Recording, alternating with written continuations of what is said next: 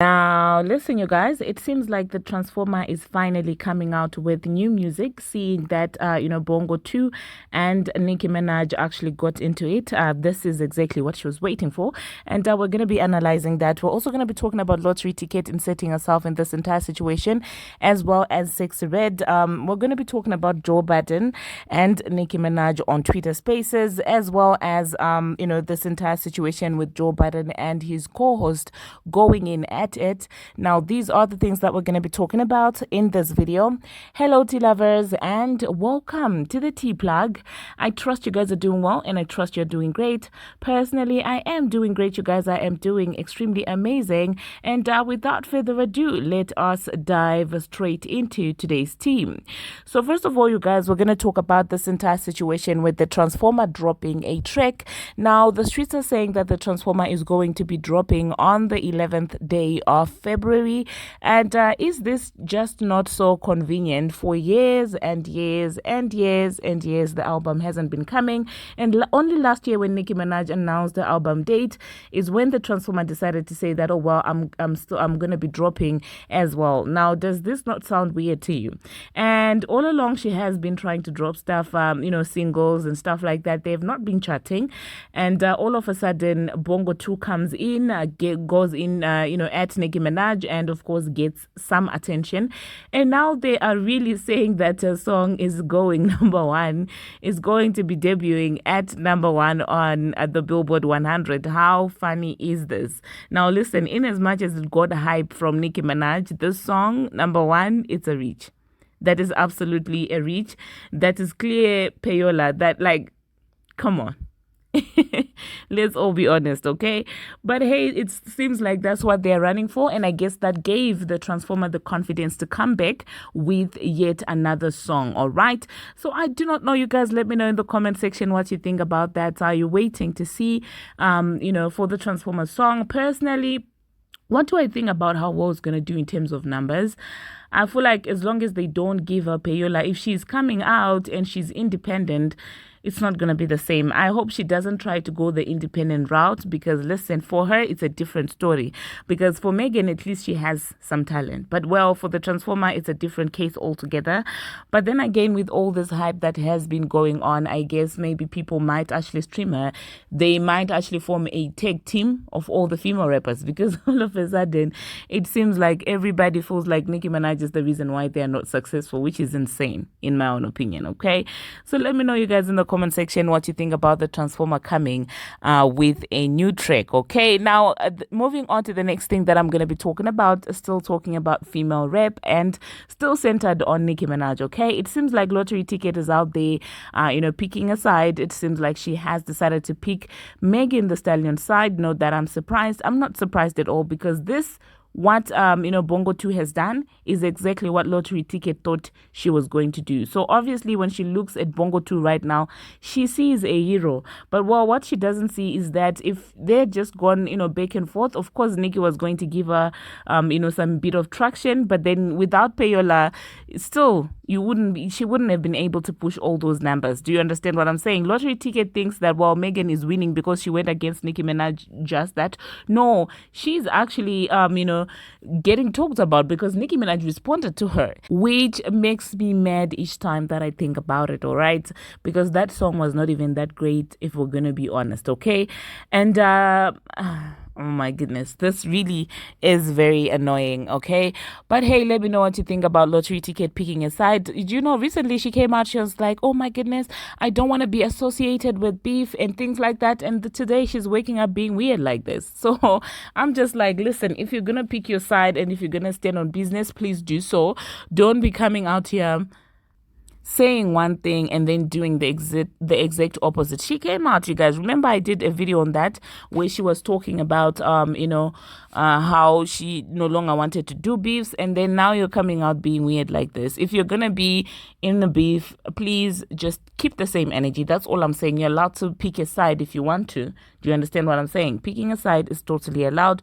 What's not allowed is you waking up this moment, you're playing victim, oh my goodness, been taken out of context, and then the next thing you're being weird. All right, so yeah, she thinks this is gonna help her for some reason. She actually actually thinks this is a group project. You know you're powerful when all the female rappers go against you and it's just you. Listen, personally, I think it would be fun to watch.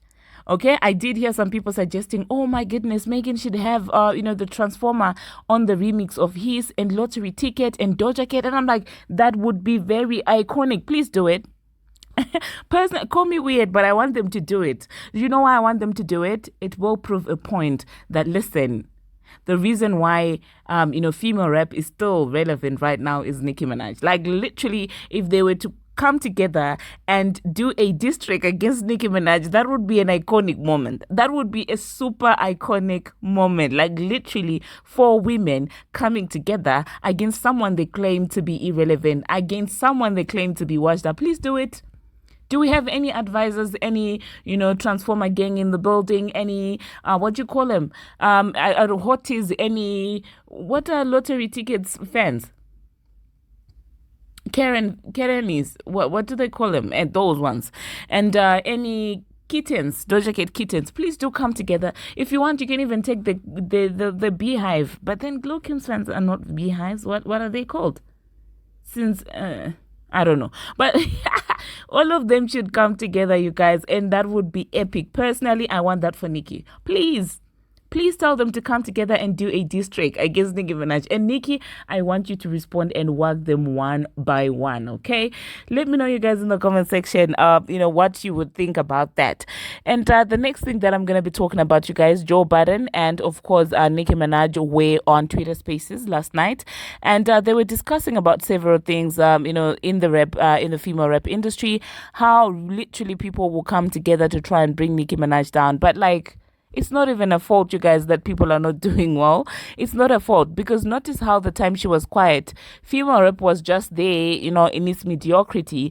And these guys, like, it had nothing to do with her, because she took a sort of hiatus and went away. No one was even, breaking, doing numbers like that. No one was having the conversation riled up like that. And it's only when Nicki Minaj came back that, female rap sort of started getting a lot of traction again. Because when she was not around, all they were doing was doing twerking songs and stuff like that. It seems like they don't have any other content besides that, P-talk, oh my goodness, my behind that. When Nicki Minaj comes in, she becomes the topic. So then it becomes interesting.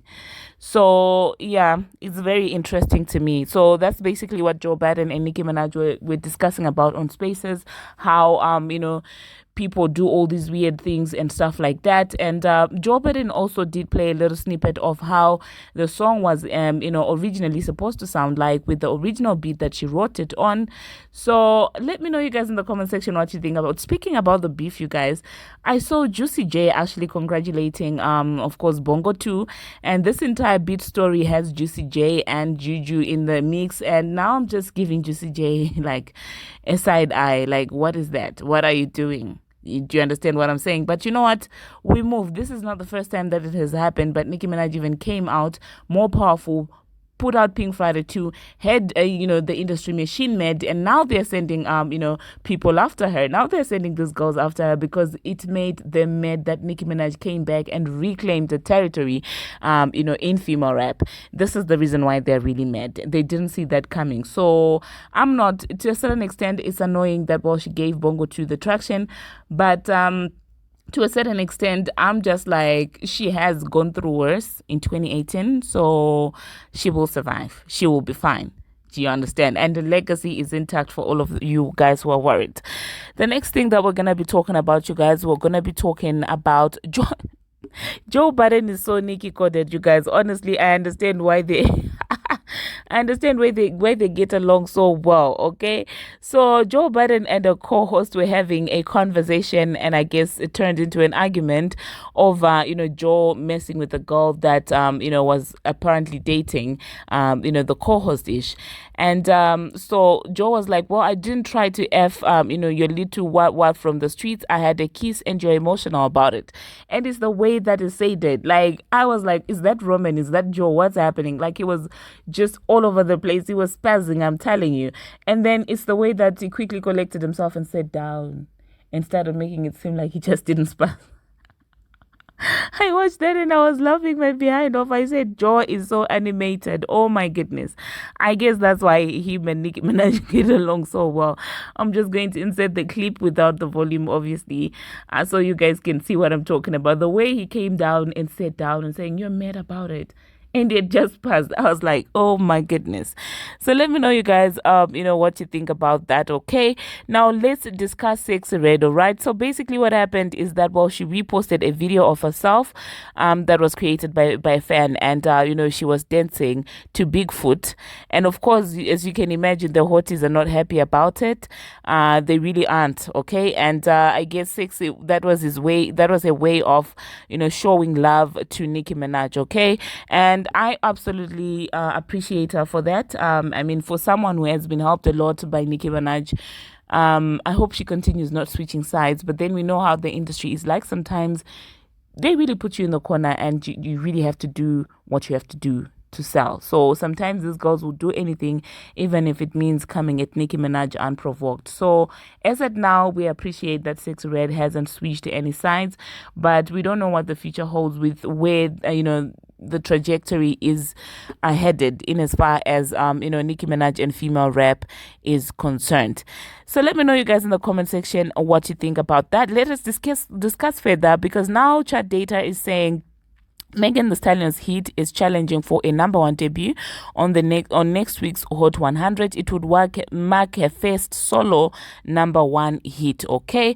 And even they know at Rock Nation that the reason why this is happening is because Nicki Minaj responded. Because when the song came out, people were like, "Oh my God, she's talking about Nicki," but well, people were like, "Oh, the song is still mediocre." But it is when Nicki Minaj responded that it started doing all this. But that being said, I guess we are just going to count our losses and basically move on, okay? Because this is very annoying from a fan's perspective that this girl is capitalizing off Nicki Minaj's popularity and hurt. Like, how do you betray someone and then you try and market yourself using them and you provoke them, you keep poking them? Honestly speaking, I don't know how she sleeps at night. I don't know how your conscience is like. You beg someone for a feature, they gave you a free feature. All you're supposed to do is to show up to their show. You don't show up, you start gaslighting them, and now you make districts about them, you provoke them, you speak on their family, and then after you do that, you start playing Karen. It is for that reason that I personally do not.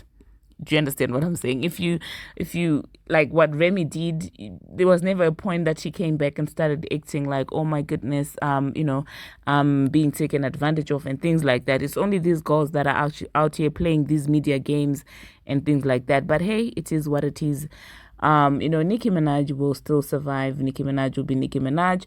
So yeah, let me know, you guys, in the comment section what you think about everything that we have discussed. Now, some of you have been asking me what my email address is and how you can contact me.